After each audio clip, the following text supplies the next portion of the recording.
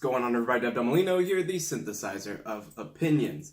Ruby Sit, and I'm back with another review, a 65432 review on Rich Brian's debut album, Amen. Now, for those who don't know, 65432 is 6-ish minutes to tell you 5 things to know about Rich Brian and the Amen album. I'll be telling you what my 4 favorite tracks off of this album are. I'll describe the album with 3 adjectives, and finally I'm left with 2 possible ratings to give the album. Is it hot or nah? Now, with that being said, we can go ahead and get started talking about Amen, the Rich Brian debut album. And you can't know anything about Rich Brian if you don't know about Rich Chigga. That stage name is particularly tied to a viral song and a viral video that put Brian on the map. That song is Dat Stick. It's a great song, a great video. Now, he came all the way from Jakarta, Indonesia, which makes him really the first Indonesian rapper to amass any success on American level. And he's now doing this with a crew of rappers underneath an umbrella,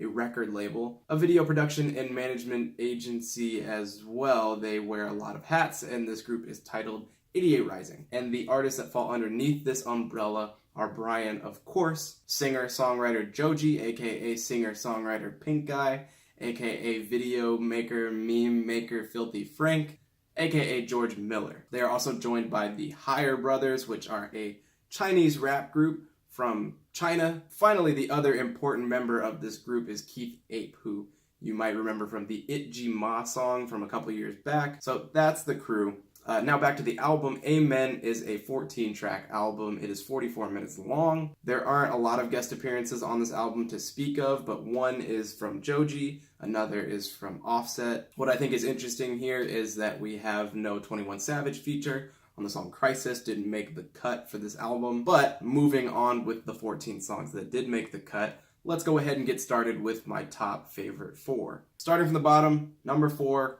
Tresspass. This is one of those songs that I think riffs off of the Rich Chigga era and the success of Dat Stick. This song comes forward with a very heavy, solid, and no-nonsense type trap instrumental. And Brian will jump onto this song with his very serious demeanor and flow and his deep voice. But that seems to be his first standard sound as an artist. Moving up into number 3 on my favorites list, Glow Like That. This song seems to show a little bit more of what Brian is growing to try to do as an artist. But that last song, it was kind of his initial sound. This is another identifying sound for him as an artist, I think. An instrumental that I'm personally rather enchanted with, a very melodic hook to go with that. I'll talk about this more on my number 1 song, but this is a track that I think provides some full package potential for Rich Brian as an artist. Number 2, Occupied. This song takes on the number 2 spot on my list, primarily because it elevates itself above the rest of the track listing. I remember going into this album with a bit of a soft listen, like only giving it so much of my undivided attention, and came out of the album feeling like this was the song that stood out amongst all the rest. And that's mostly due to an awesome instrumental, one that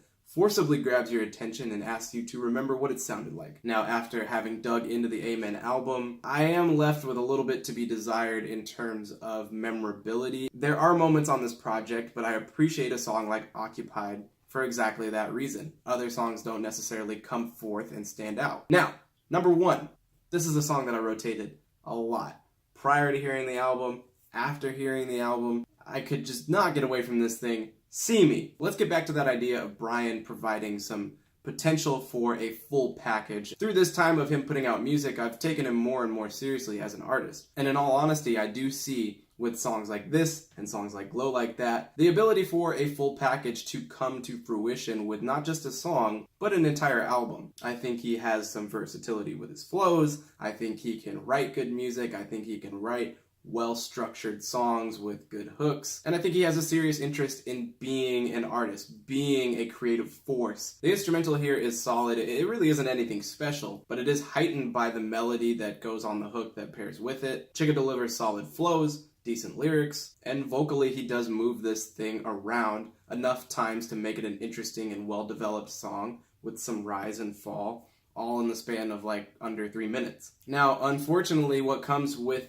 this song and Glow Like That being on my top 4 favorite songs out of a 14-song track listing, these were 2 of the singles that came out prior to the album's release, which brings about the notion that there is a bit of an underbelly of mediocrity on this project. So with that being said, I'll get into some descriptory adjectives for this project so I can kind of explain what I mean. The first adjective that I have to use, the first thing that came to mind in thinking about how this album sounds, is a bit underdeveloped. Both Brian and the album come out sounding a bit underdeveloped at multiple points across this project. We understand that he wants to be seen as an artist and a creative person as opposed to like a one-hit wonder or just a meme. But in all reality, with the release of this project, he is still riding off of the wave of that stick. You want to strike while the iron's still hot, ride that relevancy, you want to turn a profit, right? But Brian is still developing himself, his sound, his identity as an artist, as a creative member of the hip-hop community. And in all reality, where those two things sit with each other, they're a conflict of interest. I come away from this project and I don't really understand